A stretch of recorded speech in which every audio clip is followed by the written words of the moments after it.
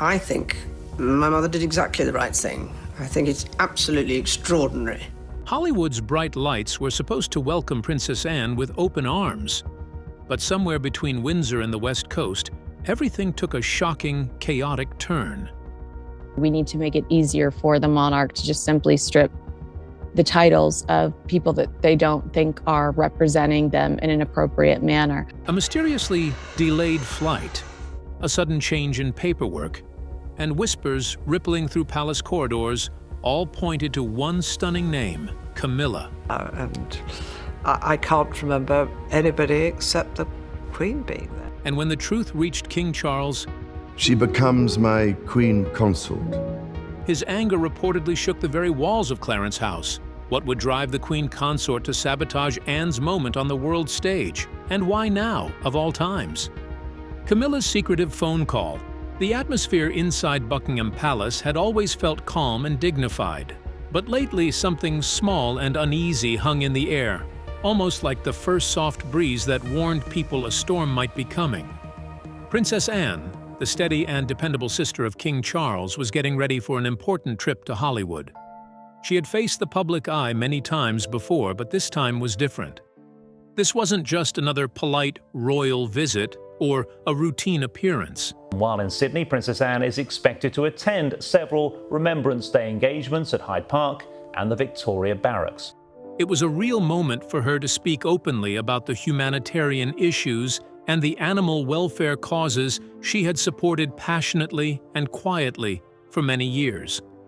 Our attitudes to the horse meat trade, I think might, and the value of horse meat may have to change. Partly because, if that's true then... In his study, King Charles sat behind a large stack of official papers, but his attention had drifted far from his royal duties. His mind kept returning to Anne. Ever since they were children, Anne had always stood out. She was strong-willed, independent, and once she made a decision, no one could change her mind. She never chased fame or attention, but her honesty, hard work, and devotion to charitable causes naturally earned her respect from people around the world. This upcoming visit to the center of the film industry, where millions look for inspiration, made Charles deeply proud. He imagined her carrying her message of kindness to a place known for shaping global trends. His eyes landed on an old photograph sitting on his desk. It showed two young children, a brother and a sister, smiling happily together. The memory softened his face with a gentle smile, but a quiet knock on the door pulled him back to the present. Camilla walked in, smelling softly of jasmine. She approached him and placed a light hand on his shoulder, her expression warm, as if trying to sweep away his worries. "Charles, I just heard Anne talking about her trip to America," she said, in a smooth, pleasant tone. "She seems full of life, absolutely wonderful." Camilla appeared in every outward way to be the perfect Queen Consort. She understood Charles well. She always seemed to know when he needed comfort, and she had a habit of appearing right when he needed someone by his side. But beneath her flawless smile and sweet voice, there was a thin, hidden tension. Camilla had fought through many difficult moments to secure her place as queen, and she understood better than anyone how fragile royal reputation could be. Anne, with her natural charisma and effortless charm, was a quiet threat. Hollywood had the power to turn people into global icons almost overnight, and if Anne's sincerity and powerful message won over audiences there, she could easily become more admired than the carefully built image Camilla and Charles had spent years trying to maintain. Deep inside, a small spark of jealousy flickered within Camilla, though she was highly skilled at hiding it behind polite smiles and calm words. Later that night, a small private dinner was held in one of the palace's intimate dining rooms. The candles flickered gently on the table, their warm glow bouncing off the crystal glasses. Soft laughter filled the room, and the conversation flowed smoothly among the guests. Charles and Camilla sat across from each other, exchanging light smiles that made them look like a perfectly united couple. Princess Anne, seated beside a visiting diplomat, spoke passionately about her new animal welfare projects. Her eyes shone with energy and purpose, and everyone around her listened closely. Charles felt his heart swell as he watched her. Her dedication, her strength, her sincerity, everything about her reminded him why she was one of the most admired royals. The evening was going perfectly until Camilla softly rose to her feet. "Excuse me, I just need a little fresh air," she said, offering a graceful smile as she walked toward the balcony. As she moved away, Charles noticed something unusual. She was taking out a second phone, not the secure official device the palace used, but an older, plain, very ordinary-looking mobile phone. He had never seen it before. She turned slightly away, speaking into it in a very quiet voice he couldn't understand. Her expression slowly changed. The warm look she usually carried faded, replaced by a tight, serious face. A small wave of uneasiness washed over Charles. What phone was that? And who was she talking to? He searched his memory but could not recall Camilla ever using such a device. An uncomfortable feeling settled in his chest, but he tried to push it away. Maybe it was something urgent she couldn't discuss openly, or maybe it was a personal matter. He could not accuse her of anything. He had no proof, but the questions in his mind grew heavier by the minute. When the dinner finally ended, the guests stood up, exchanging polite goodbyes as they left the room. Charles stayed back, waiting quietly at the end of the hallway for Camilla. She soon appeared, slipping her arm around his as if nothing had happened. Her smile was bright, perfect, and confident. "It was a lovely evening, wasn't it?" she said lightly, her voice as smooth as ever. But when Charles looked into her eyes, he noticed something different. The smile was dazzling, but the warmth behind it was gone. In its place was a cool, sharp, calculating glint, something he had never seen from her before. What was the reason behind Princess Anne's trip to Hollywood? Let's take a closer look. Princess Anne's Hollywood mission.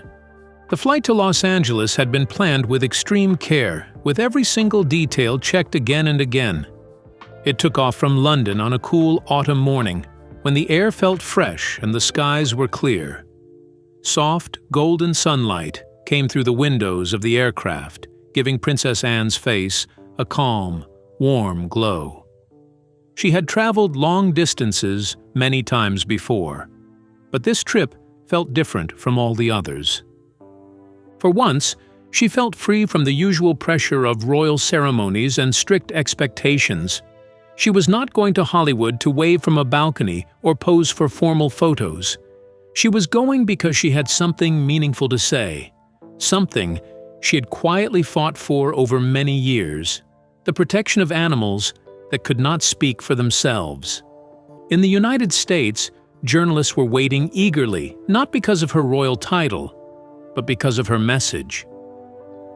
Several major American newspapers had already described her as the compassionate princess, calling her a true voice of kindness. Sitting in the peaceful first-class cabin, Anne looked out at the endless blue sky. Her heart felt lighter than it had in a long time. She believed deeply that honest, strong belief could open doors that seemed impossible to unlock. Her speech was ready, not designed to trick anyone, but to touch people's hearts. She imagined herself standing on a bright stage under sparkling chandeliers, with thousands of people listening closely to her words. In her mind, it would be a moment where honesty and kindness rose above lies and confusion. But life, especially royal life, almost never moved in a simple straight line. As the aircraft flew smoothly at cruising height, a strange sound came from the wing, a soft scraping noise. It lasted only a second, but it was unusual enough to worry the crew. A few minutes later, the captain spoke over the intercom, calm and steady.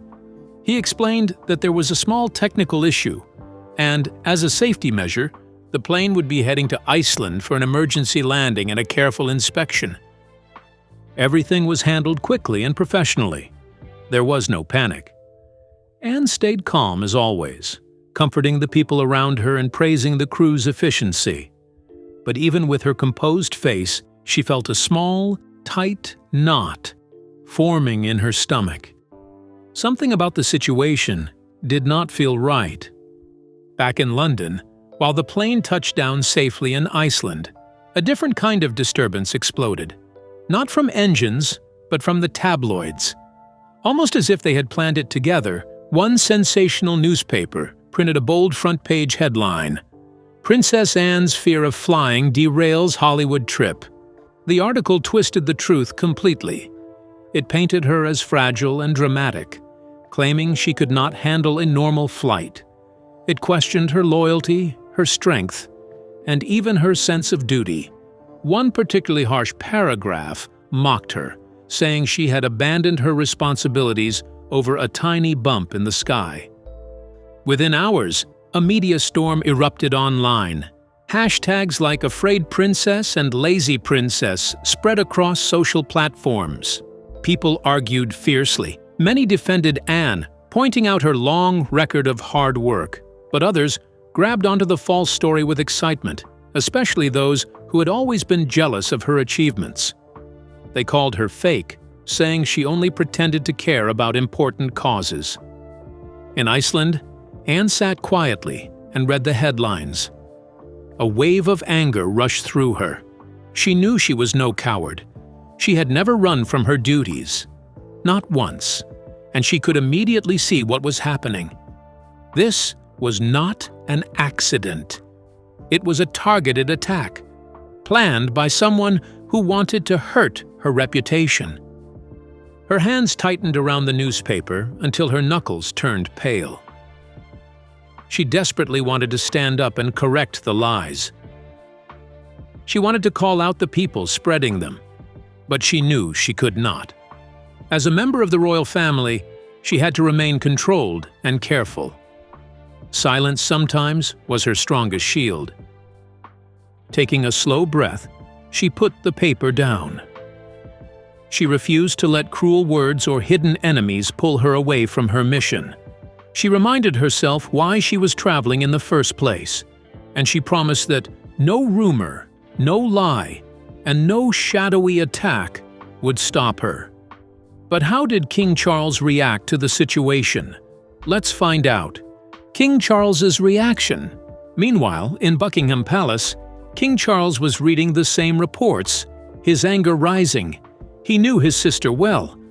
Fear of flying was the last thing anyone would associate with her.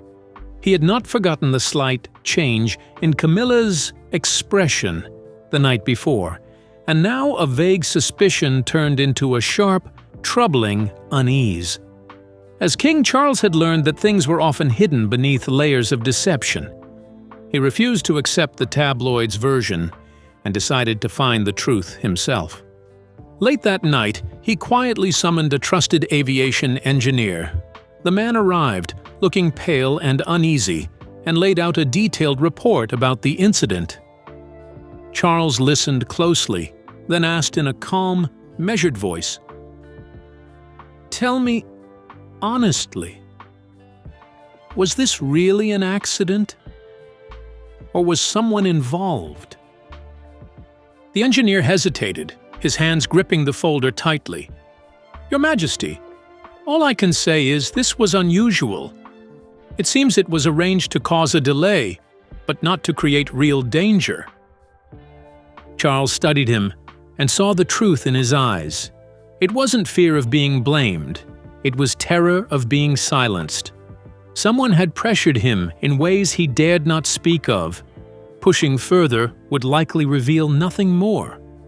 After the engineer left, Charles stayed alone in his study, staring at a framed photo of himself and Camilla, her smile bright and loving.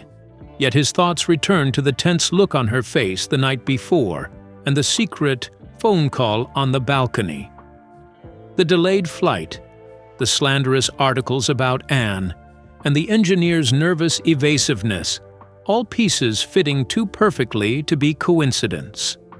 He felt a dark presence inside his own home, a painful truth looming. From another room, Camilla's light laughter floated through the palace. In that moment, Charles realized that the quiet, hidden conflict within the family had only just begun. Tabloid whispers soon escalated into a storm. At the airport in Iceland, Princess Anne felt surrounded by an invisible, pressing force. Fear and retreat were not her ways, but the injustice struck hard. Silence was not an option. Royal silence could be twisted into guilt. Her pride and honor would not allow her name to be dragged through mud without fighting back. She decided that as soon as her journey resumed, she would hold an unscheduled press conference in Hollywood, with no delay or hesitation. Hundreds of journalists crowded the arrival hall, cameras flashing like a wall of lights. Anne, walking in a sharp but modest suit, kept her face calm and determined. She delivered a short, precise statement that directly addressed the rumors, hoping her honesty would cut through the lies. But even as she spoke, another storm brewed online. Back in London, Camila arranged for paparazzi photos taken at the airport before Anne's departure to be released. From hidden angles, the pictures showed Anne in a brief moment of fatigue, shadows under her eyes, tension in her face. Alone, they seemed ordinary, but a major tabloid ran them with a cruel headline: "Weary Princess Fit for Royal Duty." The strike was precise. Almost immediately, Lazy Princess began trending on social media. Many people, especially young users, accepted the impression without questioning it. A single picture, a harsh headline, and a trending hashtag were enough to shape public opinion. Anne's reputation, built on years of work and compassion, wavered under the attack. Her words at the press conference, sincere and heartfelt, were drowned by the flood of images and cruel commentary. She felt the weight of fighting an unseen enemy. In London, King Charles watched the chaos with growing worry. The terrified engineer, the oddly timed news stories, and now these carefully timed photos all pointed in a dangerous direction. He glanced at Camilla, smiling calmly among her guests, and felt a shiver run down his spine. Soon, a slim brown envelope arrived for Charles. No return address, no markings. Alone in his study, he opened it with a rising sense of dread. Inside was a small, old recording device and a narrow strip of paper with a single line: "An old friend of Princess Anne." Charles picked up the device, his fingers trembling, not from fear, but from a growing suspicion. He pressed play. A familiar voice filled the room. Camilla's. But it was not her usual warm tone. This voice was cold, sharp, calculating. She spoke to a go-between about a deal with a tabloid. "You must release the photos at exactly the right time," she instructed. "We need the public to see her as weak, idle, unfit for royal duty." Every word cut Charles like a knife. The recording detailed the plot, from manipulating the aircraft to leaking the least flattering photos of Anne. When the device went silent, Charles remained frozen, his hands shaking. The truth was worse than he had imagined. The woman he had trusted and loved had hidden a ruthless side. He realized Anne had been telling the truth. She was neither lazy nor fragile. She had been trapped in a planned conspiracy. Looking out at the palace grounds bathed in moonlight, Charles began to form a plan. The deception needed to be exposed. The truth had to come out. Meanwhile, in Hollywood, Anne was exhausted. The criticism from Britain had followed her across the ocean. The press conference had not stopped the rumors. She felt isolated and under siege. Yet Anne did not give up easily. She needed support outside the palace's influence. She found it in Evelyn Reed, an American journalist known for her integrity and fearlessness. Anne did not ask for sympathy. She revealed the truth. She spoke about her suspicions, the strange sequence of events, and the lies that had harmed her reputation. In a quiet cafe, she shared her work protecting animals, her love for nature, and the heartbreak of seeing her efforts twisted. She spoke openly, showing Evelyn who she truly was. Evelyn listened carefully, her eyes steady and thoughtful. She gave no promises, but Anne sensed a spark of hope. Why would Camilla want to sabotage Princess Anne's mission? Let's find out. Camilla's secret plot against Princess Anne. Meanwhile, in London, Camilla sat in her private sitting room, surrounded by her closest friends, sipping tea. Her voice had lost the usual calm, queenly composure. Instead, she sounded like a woman nursing unseen hurts, bitter and wounded. She spoke about Princess Anne, claiming that Anne was jealous and plotting to steal the spotlight. Camilla painted herself as the innocent victim, a loyal wife caught in the middle of family drama. Her friends, devoted to her above all else, listened without question. Word of her complaints spread quickly through high society, stirring sympathy for Camilla and casting doubt on Anne's intentions. But the situation was no longer as Camilla imagined. King Charles now had the recording. The truth was clearer than ever. He was no longer just a trusting husband. He was a resolute king. He realized that to uncover the full story, he needed to meet the engineer who had been involved, not to scare him, but to protect him and hear everything. Charles arranged a secret meeting at a modest house on the outskirts of London. It was late at night. He wore simple clothes, leaving behind all signs of royalty, and approached the engineer quietly. When the man saw the king arrive alone, panic gripped him. Charles immediately reassured him, promising safety. Slowly, the engineer's fear began to ease. Then he spoke the truth. Camilla had given the orders. She had threatened his job and his family if he disobeyed. Following her instructions, he had tampered with the plane's engine, but only enough to cause a delay, not a disaster. Charles listened silently, fury burning inside him. He felt anger at the betrayal, shock at the cruelty, and disbelief at how meticulously Camilla had planned everything: the manipulated flight, the damning photos, the incriminating recording, and now this confession.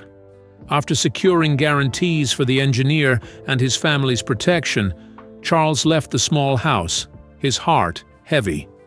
Now, as the princess plans another trip to the United States, will Camilla succeed with her sabotage this time around? Let's find out. Anne's second trip. The endless wave of criticism from Britain had nearly crushed Princess Anne. Yet she rose again, bolstered by a firm belief in her own honesty and the justice of her mission. With the quiet but steady support of Evelyn Reed, the brave American journalist, Anne planned a second trip to the United States. This time, her purpose was clear and unyielding: to restore her reputation and speak the truth openly. She believed that if she could step onto Hollywood soil, face the world, deliver her speech, and expose what had really happened, people would finally listen. This was no routine royal duty. It was a personal fight, a bold declaration of who she was and what she stood for. Meanwhile, in London, Camilla learned of Anne's new plans. A fierce storm of anger and jealousy rose inside her, higher than it ever had before. For the first time, she felt a real threat. If Anne succeeded in reclaiming her honor, everything Camilla had carefully built around her own image would be destroyed. She could not allow that to happen. Camilla had gone too far down the dark path of her schemes. Now, the only way forward was to carry them through to the grim end. In a dim, hidden room, far from prying eyes, Camilla made another call to her intermediary. Her voice was quiet, but hard as steel as she gave new instructions. A small disruption would no longer do. She demanded that the plane's engine be sabotaged so badly that the flight would have to be canceled completely. Camilla no longer worried about minor consequences. She wanted Anne to fail, and fail spectacularly. On the day of Anne's second departure, the world watched with tense curiosity. The media buzzed non-stop, cameras ready to capture every moment. At Heathrow Airport, Anne stood tall, her posture straight even as her heart pounded with determination. She boarded the plane, her carefully written speech tucked into her bag, each line designed to cut through the lies. The aircraft rolled down the runway, engines roaring, and lifted into the sky. For a fleeting moment, a fragile spark of hope glimmered inside her. Then, as the plane climbed, a sharp tremor shook the cabin. The captain's voice came over the intercom, calm but firm, announcing yet another technical malfunction. The flight would have to return to the ground. The breaking news spread instantly. Princess Anne's flight cancelled due to engine failure. Standing in the airport, Anne stared at her phone, her hand trembling as she read the headlines. The lies, the plotted obstacles, the unseen forces behind them. It all seemed stronger than the truth. She had given everything, her stamina, her courage, her voice, but it felt as if she were fighting an enemy that could never be touched or seen. Amid the restless crowd and flashing cameras, Anne's legs gave way.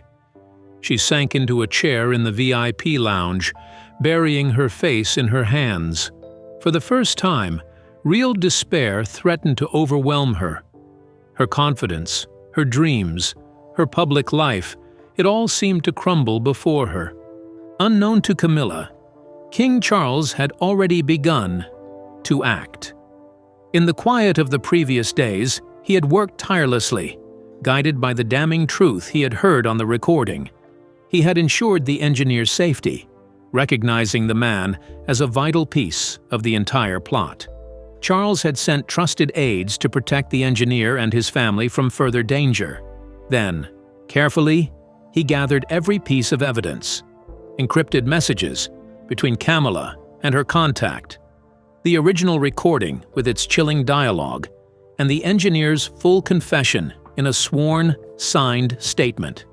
Together, these formed a tightly linked chain of betrayal, each part pointing back to a single source, the woman Charles had loved and trusted for years. How was the atmosphere in Hollywood like for Princess Anne? Let's find out. Anne's triumph at Hollywood. After enduring the hardest week of her life, Princess Anne felt a surprising new strength rising inside her. Her phone buzzed with a short, mysterious message from Charles. "Come to Hollywood. I'll be there." She didn't fully understand what he meant, but she trusted her brother completely. Charles never made empty gestures.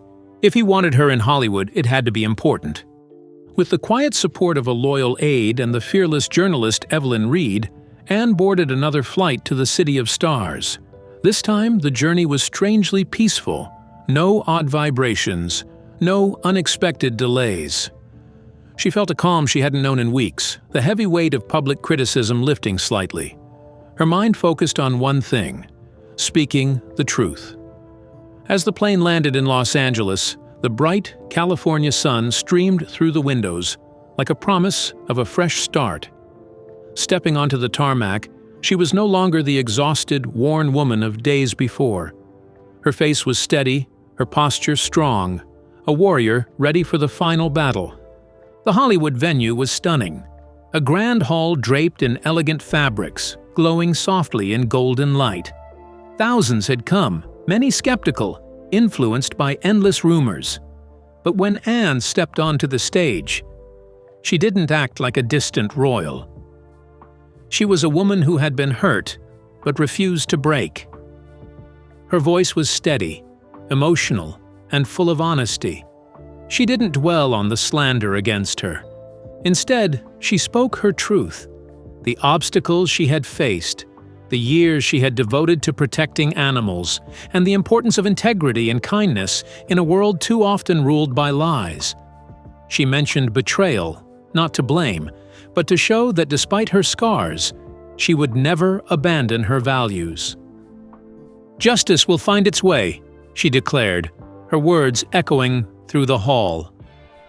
Her speech moved the audience deeply. Some wiped away tears. Before them stood not a fragile princess, but a determined woman defending her beliefs. Almost instantly, her speech spread across social media. Clips went viral. Hashtags like Stand With Anne and Truth Prevails surged, drowning out negativity and turning public opinion sharply in her favor. Back in London, Camilla prepared her response. She held a press conference in a luxurious palace drawing room, speaking carefully chosen words about misunderstandings and rumors, trying to portray herself as innocent and wronged. She hoped her calm composure would sway the public once again. So, what do you think about King Charles's reaction to Camilla's shocking sabotage of Princess Anne's Hollywood flight? Share your thoughts with us in the comments section. Don't forget to like and subscribe.